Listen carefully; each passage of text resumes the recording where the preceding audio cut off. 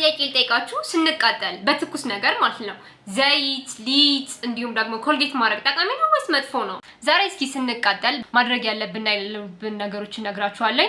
በርን የተለያዩ ደረጃዎች አሉት። ማይልድ ሞዴሬት እና ሲቪየር በርን ይባላል። የተቃጠለው ትንሽ ቦታ ከሆነና በጣም ካልቆይ ወደ ውስጥ ካልገባ ማይልድ በርን እንለዋለን እና እንደዚህ አይነት ማይልድ በርኖች ህክምና ቦታም ሳንሄድ ምናልባት በቤታችን ልናክማቸው እንችላለን አይደለ?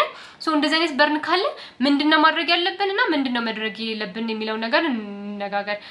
ምንድነው ማድረግ ያለብን? እዛ የተቃጠልንበት ቦታ ላይ ውሃ ማፍሰስ፣ ቀዝቃዛ ውሃ ማለት ነው። ከፍሪጅ ውስጥ ይወጣ ማለት አይደለም። ኖርማል ቀዝቃዛ ውሃ ለ10 ደቂቃ ማፍሰስ።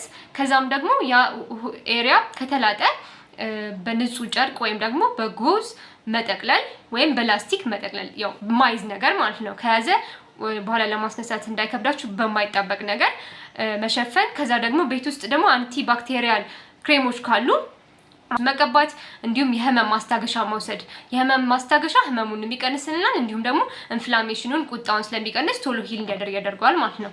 ማድረግ የሌለብን ነገርስ ምንድነው? ማድረግ የሌለብን ነገር ምንድነው? አንደኛ ኮልጌት፣ ዘይት፣ ሊጥ የመሳሰሉ ነገሮችን መቀባት መጥፎ ነው። አንደኛ ሂት ቶሎ ሉዝ እንዳይደርግ ያደርግና ቦታው ቶሎ እንዳይድን ያደርጋል፣ ለኢንፌክሽን ያጋልጣል። ስለዚህ እነዚህ ነገሮች እንዳትቀቡ።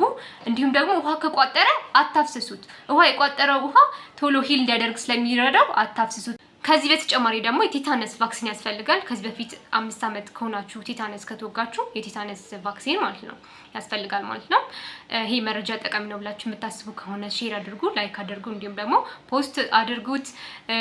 እስካሁን ፎሎ ማታደርጉኝ ከሆነ ፎሎ እያደረጋችሁ ቻናሉን አሳድገው። በጣም ጠቃሚ መረጃዎችን ነው የማቀርብላችሁ።